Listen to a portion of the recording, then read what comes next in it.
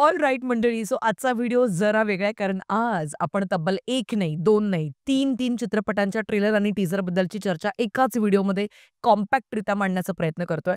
So सगळ्यात आधी पहिला चित्रपट आहे आतली बातमी फुटली. आता या चित्रपटाचा ट्रेलर नुकताच ड्रॉप झालाय. खरं तर या चित्रपटाची कुठेच काहीच चर्चा नाहीये. गाजावाजा नाहीये. सोशल मीडियावरती काहीच प्रमोशन दिसत नाहीये.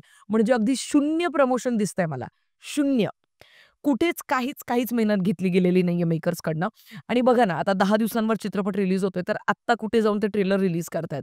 पण एनिवे, ओव्हरऑल या चित्रपटाचा ज्यावेळेला टीझर आला होता, तेव्हाच मी म्हटलं होतं, की हा प्लॉट ॲक्चुअली खूप इंटरेस्टिंग आहे आणि त्याच्यामुळे मी या चित्रपटाकडनं थोड्याफार अपेक्षा ठेवतीये नक्कीच.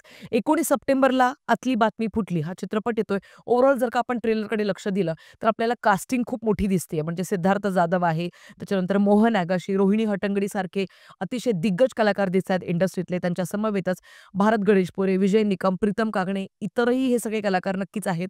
पण मूळतः मी खूप जास्त एक्सायटेड आहे मोहन आगाशे आणि रोहिणी हट्टंगडी या दोघांना एकत्रितपणे पाहण्यासाठी, कारण बऱ्याच काळानंतर त्यांची मी जोडी नवरा-बायकोची पाहतीये या चित्रपटामध्ये. आता एकंदरीत प्लॉटची आयडिया आपल्याला कळली की एक चाळ आहे. त्या चाळीमध्ये एक घर आहे. त्या घरामध्ये एक म्हातारा, एक म्हातारी राहतायत. आता कारण आपल्या देशामध्ये ॲक्टिव्ह युथेनेशिया अलाउड नाहीये. म्हणजे इच्छामरण अलाउड नाहीये. त्याच्यामुळे कदाचित ते अशा एका माणसाला शोधताय, की ज्याला ते सुपारी देतील संपवण्याची. आणि त्याच्याचमुळे सिद्धार्थ जाधव कुठच्यातरी सर्कमस्टन्सेसमुळे त्यांच्यासमोर येतो. पण तो नसतो, ज्याला ते शोधतायत. सो सगळा गोंधळ कसा उडू लागतो आणि मग कशा पद्धतीने गोष्टी अजून जास्त किचकट होत जातात आणि कशा पद्धतीने हा गुंतागुंतीचा अख्खा राडा होतो आणि त्या कशा पद्धतीने यातनं बाहेर येतात किंवा शेवटी काय होतं हे सगळं काही आपल्याला पाहता येणार आहे. आतली बातमी फुटली या चित्रपटाद्वारे. या चित्रपटाचे दिग्दर्शक आहेत विशाल गांधी आणि जैनेश इजारदार. या दोघांचं इथून मागचं कुठलंच मी काम पाहिलेलं नाहीये. बट एकंदरीत जर का मेकर्सला ट्विस्ट अँड टर्न्स व्यवस्थितपणे बांधता आले, स्क्रीन प्ले अतिशय टाईटपणे रचता आला, अतिशय सुंदर सिनेमॅटोग्राफी, एडिटिंग या सगळ्या गोष्टींचा ताळमेळ जर का त्यांनी ठेवला आणि त्यातल्या त्यात जर का कॉमेडी पंचेस ऑन टाईम लँड झाले व्यवस्थित ठिकाणी, तर मग हा चित्रपट कदाचित वाळवीसारखाच आपलं नाव हळू गाजवू शकतो. ते तर सगळं आपल्याला 19 सप्टेंबरला कळणार आहे. बाकी चला चर्चा करूया पुढच्या चित्रपटाबद्दल, ज्याचं नाव आहे कुर्ला टू वेंगुर्ला. आणि गेस व्हॉट? हाही चित्रपट 19 सप्टेंबरलाच रिलीज होतोय. एकंदरीत मला ट्रेलर कसा वाटला पटापट जाणून घेऊया आत्ताच्या सेगमेंटमध्ये. सगळ्यात आधी कास्टिंगबद्दल बोलायचं झालं तर वीणा जामकर आपल्याला दिसते. त्याच्यानंतर प्रल्हाद कुडतरकर, स्वानंदी टिकेकर, वैभव मांगले, सुनील तावडे, इतरही बरेचसे कलाकार आहेत. आणि या चित्रपटाची कथा, पटकथा आणि संवाद लिहिलेले आहेत अमरजित आमले यांनी आणि त्यातल्या त्यात दिग्दर्शन दिलेलं आहे विजय कलमकर यांनी. आता बघा मंडळी, ट्रेलरची सुरुवातच 2 मित्रांच्या संवादापासून होते. एक मित्र दुसऱ्याला सांगतोय की बाबा रे, मी मुंबईचा जॉब सोडलाय, पण अजून घरी नाही सांगितलंय. मग दुसरा मित्र म्हणतोय की बाबा रे, तू सांग घरी. पण मग ह्या पठ्ठ्याने मुंबईमध्ये एक सेटल्ड जॉब आहे याच एका वाक्यावरती लग्न जुळवलंय. आता त्या लग्नामध्ये सुद्धा अडथळे निर्माण होणारे ज्यावेळेला घरच्यांना असं समजेल की याने जॉब सोडलाय. तिथे दुसरा जो मित्र आहे तो ठाम आहे आपल्या स्टँडवरती. त्याचा स्टँड असा आहे की मी कोकणातच राहून, गावीच राहून एक बिझनेस करणार आहे आणि एकंदरीत मॉन्टाजवरनं असं कळलंय की तो काहीतरी नारळांशी रिलेटेड कुठचा तरी बिझनेस करतोय. एकंदरीत त्या 2 मित्रांच्या आजूबाजूला फिरणारी ही कथा असेनच, पण मुख्यतः एक जो महत्त्वाचा विषय आहे, जो यांनी अतिशय सुंदररित्या मांडण्याचा प्रयत्न केलाय, की महाराष्ट्रात सध्या जी गावाकडच्या मुलांची परिस्थिती, इनफॅक्ट गावाकडेच नाही सगळीचकडे असं झालंय, की अपेक्षांचं जे ओझं आहे ते खूप जास्त जड झालंय आता. म्हणजे कारण गावाकडच्या मुलींना आता गावातली मुलं नको आहेत, त्यांना शहरातला मुलगा हवाय. आणि अर्थात ते काही चुकीचं नाहीये. ज्याच्या अपेक्षा असू शकतात, त्याबद्दल आपण कोणाला जज नाही करायला पाहिजे. पण त्यातल्या त्यात मग आता अशात या सिच्युएशन्समध्ये मुलांची लग्न जमत नाहीयेत.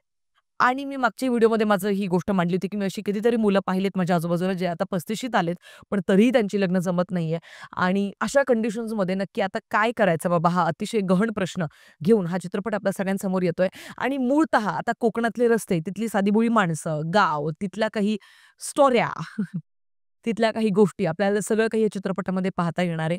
आणि कोकण म्हटल्यानंतर यार महाराष्ट्राचा स्वर्ग आहे. त्याच्यामुळे जेव्हा कोकणातली कुठची गोष्ट येते ना, मला खूप आनंद होतो. त्याच्यामुळे कुर्ला टू वेंगुर्ला हा चित्रपट ॲक्चुअली एक फन, लाईट हार्टेड असा एक सिनेमा असेनच आणि हाही सिनेमा येतो 19 सप्टेंबरला. सो आता एकाच दिवशी 2 चित्रपटांचे क्लॅश होत आहेत, हे मात्र तितकंच कन्फर्म. चला चर्चा करूया पुढच्या चित्रपटाबद्दल. मनाचे श्लोक या चित्रपटाचा टीझर ड्रॉप झालाय. हा चित्रपट 10 ऑक्टोबरला येतोय आपल्या सगळ्यांच्या भेटीला. जाणून घेऊया आजच्या शेवटच्या सेगमेंटमध्ये मनाचे श्लोक या चित्रपटाचा टीझर मला कसा वाटलाय ते. सगळ्यात आधी तर कास्टिंगमध्ये आपल्याला मृण्मयी देशपांडे दिसतीये, त्याच्यानंतर सुव्रत जोशी पण आहे आणि राहुल पेठे सुद्धा असणार आहे. आणि अख्ख्या टीझरमध्ये आपल्याला एक मोनोलॉग ऐकायला मिळतोय आणि ऑफकोर्स तो मोनोलॉग खूपच असा एकदम वॉव असा काही मोमेंट नव्हता माझ्यासाठी. म्हणजे इट वॉज व्हेरी ओके-ओकेश. ठीक-ठाक असा तो मोनोलॉग होता. पण कारण काही गोष्टी खूपच आर्टिफिशियल साउंड होत होत्या आणि आय थिंक तो डबिंगचा इश्यू असू शकतो कदाचित.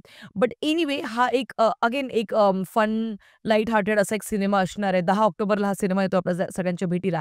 पण एकंदरीत जर का आपण प्रेझेंटेशनबद्दल चर्चा करायची झाली, कॉस्ट्यूम, मेकअप, हेअरस्टाईल किंवा ज्या पद्धतीने सगळं काही दिसतंय आपल्याला एकंदरीत, तर त्यावरनं हा चित्रपट बराच जुना वाटतोय. आणि ज्यावेळेला मी याचा रिसर्च करायला गेले, तेव्हा मला असं कळलं, की हा चित्रपट कोविडच्या ॲक्चुअली आधीच अनाउन्स झाला होता. शूट होणार आहे असं.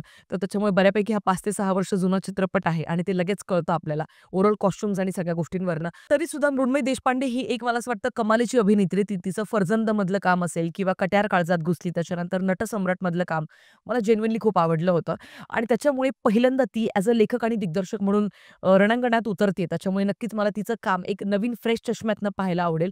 बाकी तुमचं काय मत आहे ओव्हरऑल या तीनही चित्रपटांबद्दल? आणि मराठी सिनेमे एकाच दिवशी जे क्लॅश होत आहेत वारंवार, त्याबद्दल तुमचं काय मत आहे तेही मला कमेंट सेक्शनमध्ये कळवायला विसरू नका. आणि या 3 चित्रपटांपैकी तुम्हाला कुठच्या चित्रपटाचा टीझर आणि ट्रेलर जास्त कन्व्हिन्सिंग वाटला तेही मला कमेंट सेक्शनला कळवा. भेटूया पुढच्या व्हिडिओमध्ये. तोपर्यंत काळजी घ्या. Don't forget to like, share, subscribe to street lights Marathi. Peace out.